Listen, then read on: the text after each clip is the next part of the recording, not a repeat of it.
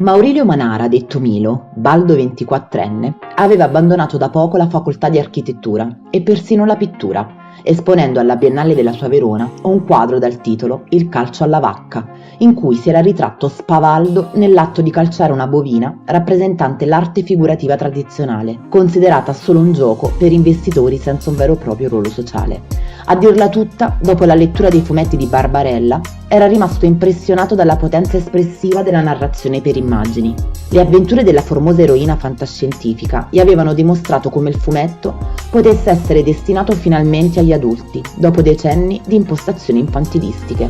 Con questo spirito ribellista sessantottino, Milo si voleva quindi tuffare nell'editoria fumettistica, esplorando un'arte sui generis capace di comunicare col popolo e rivendicare un proprio ruolo tra i nuovi media.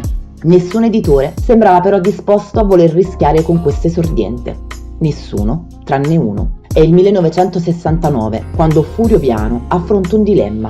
La sua testata di punta, Genius, modellata come copia di Diabolic ma con una punta di erotismo maggiore, sta perdendo lettori e i costi per le fotografie e gli attori mettono in crisi la sostenibilità della rivista. Per distinguerlo dagli altri emuli, lo aveva infatti realizzato in forma di fotoromanzo, ma le ingegnose ammazzatine, compiute dallo spietato Genius per punire i criminali sfuggiti alla giustizia ordinaria, si stanno rivelando sempre più costose da mettere in scena. Chiama allora Mario Gomboli, che da qualche anno stava già scrivendo soggetti per il Diabolic delle sorelle Giussani, e gli chiede, al fine di ammortizzare i costi di produzione, di trasformare il fotoromanzo in un fumetto disegnato. Gomboli accetta, consigliando come disegnatore un giovane talentuoso. In questo modo Milo Manara disegnerà il suo albo d'esordio, Il morso della lupa, iniziando la sua lunga carriera a partire da quei fumetti da edicola un po' morbosi, lanciati sull'onda della rivoluzione sessuale. Proprio sulle pagine di Genius viene ben presto notato da Renzo Barbieri, proprietario della casa editrice RG